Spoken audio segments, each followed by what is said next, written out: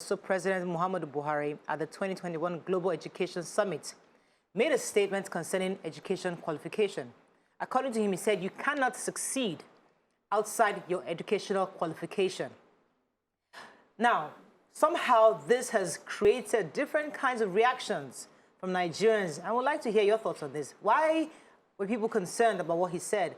Why were we surprised by that statement? The budget for education in 2021 is the lowest budget that has been given to education in 10 years. Fact.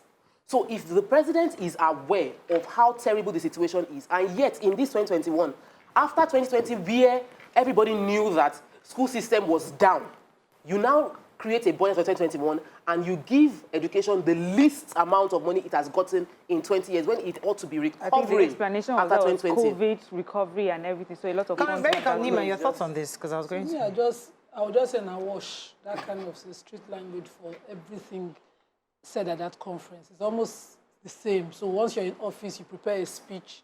You go, you give the world, the international players, the impression, I have my country's problems under my hand, or working on it, or doing it is going to happen. So if all the gains we do in education, let's just focus on education, we take one step forward, we take 10 steps backwards. We see the schools, back-to-school program that we planned, the Northeast School, whatever, what was that policy at the time promoted, funds raised.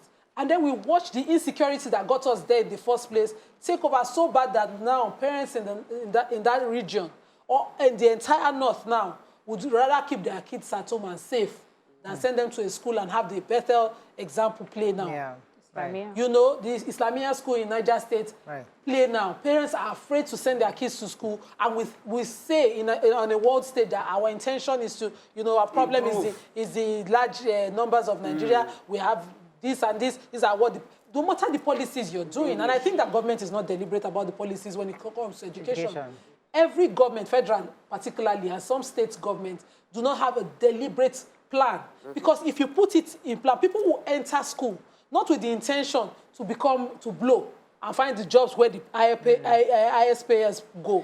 They would love to pursue their passion if they think that they will be, you know, commiserated, or whatever motivation they get from, they are expecting from those big jobs will come to their way. So how much do we exactly pay a teacher? During the World Teachers Day in 2020, remember our president made some promises to teachers. Ah, yeah. Yes. And a year, 18 months after, those promises have still not been implemented. So we had review of their salary scale as well as the retirement age, which was supposed to increase from, I think, 60 to 65 years. Nothing. So that's another thing. You cannot every time have a conversation. That's why we have the words, we have the right English.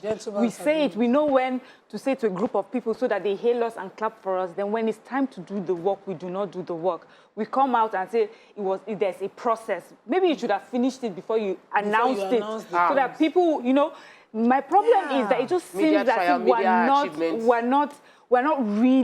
we're not really interested in doing the work. We're just interested in getting all sorts of adulation and, you know, but to do the work. And the thing is, it will pay us better to do the work. It will look better for an administration to do the work. Wherever you go, that will be your legacy. I mean, if it's one thing that you do, but constantly, everything we do, every sector of our economy, everywhere, everyone's just talking. No one is doing the work.